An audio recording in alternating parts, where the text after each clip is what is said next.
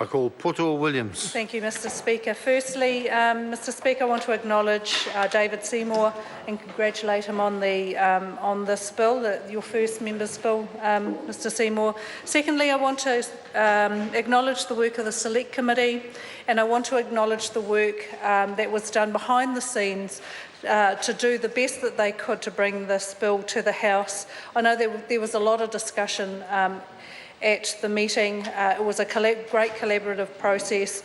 However, the bill that has come to the House is slightly different than the one that was recommended, and I think that's a shame because it did address many concerns that those of us around the House have had and have discussed here this evening. I also, Mr Speaker, want to talk about the process of allowing people, matters of licensing and matters of this nature, the ability to have a conscience vote. And I want to thank our whips team for allowing a process to occur where members were able to cast a personal vote, because I do not support this bill, Mr Speaker, and I wanted the opportunity to express my reasons for doing so and for justifying why I am not supporting this vote.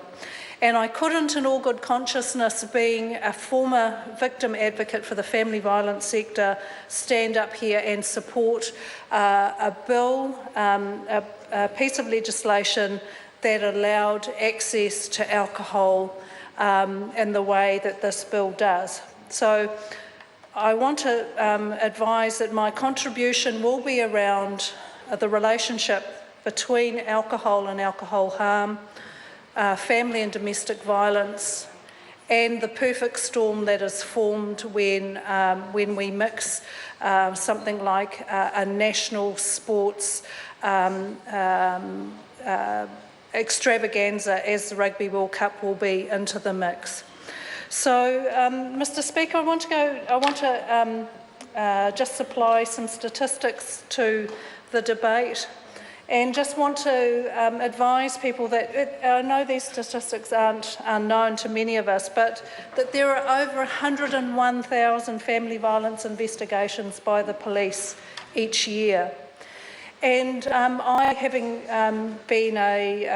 run a women's refuge in the past, and having had access to each and every one of those, what were known then as the Pole 400s,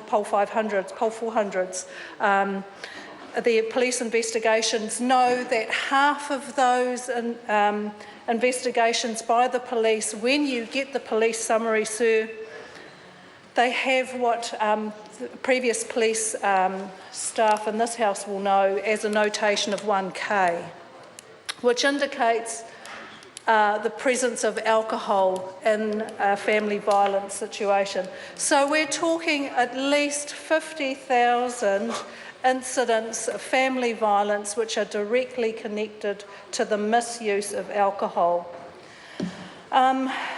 Women's Refuge, it's the statistics from the National Collective of Independent Women's Refuge, takes nearly 80,000 calls a year from women mostly who are impacted by family violence. So we add to this the impact on the children in our family, and Child, Youth and Family receive nearly 150,000 reports of concern each year, and about half or a third of those, require further action. But I want to talk about the kids, our children, in this. The Chief Social Worker, Paul Nixon, talks about the unholy trinity that impacts the safety of our kids. And the unholy trinity, Mr Speaker, is mental health, family violence, and alcohol and substance abuse. And add to that we know that anyone who is involved in a significant family violence situation at home is obviously also impacted by sexual violence as well. So let's add all of this together, Mr Speaker, the fact that we have these huge prevalence of family violence.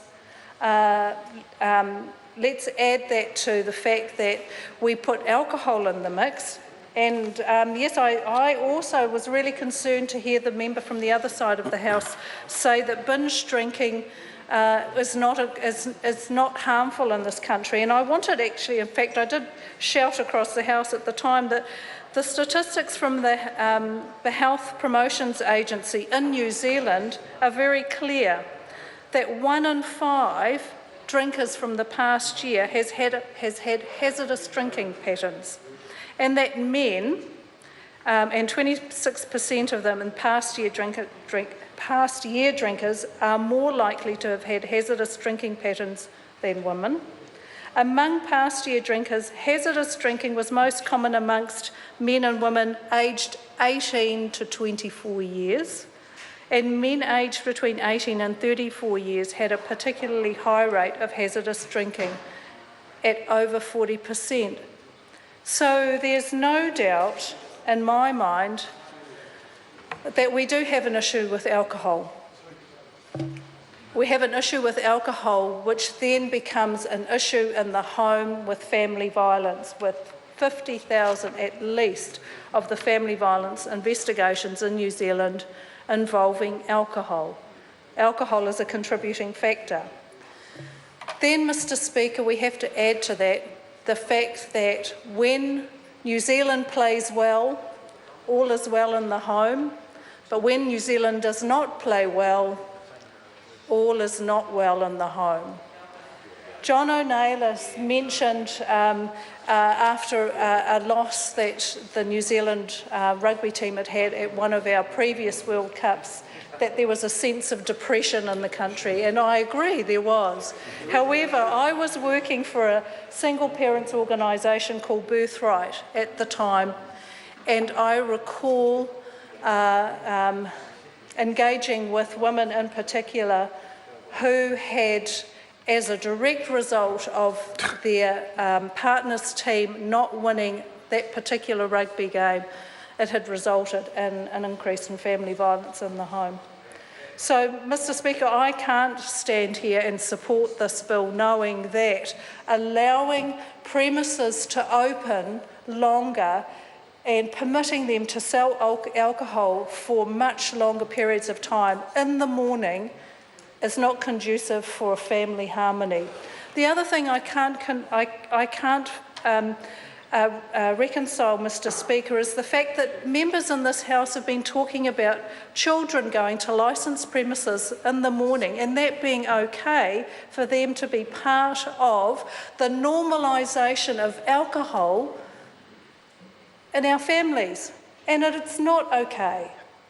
It is not okay to be thinking it's fine to take your kids into situations like that.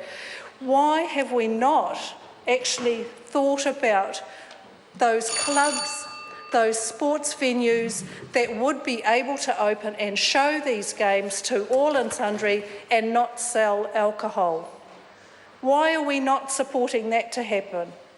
What we are supporting here are businesses to profit from the misery of families. And I can't put that point strongly enough. If I'm, along with my colleague Mecca, the only voices here to speak against this bill, and I know that the Green Party, I totally tautoko your stand in this. The last thing I want to say, Mr. Speaker, is that this matter should be about conscience, and we should not be saying to members of the House that their values do not count in this debate. And that has really distressed me to hear that, because our values do count. And I will continue to support the women, the children and the men who are impacted by family violence in this country.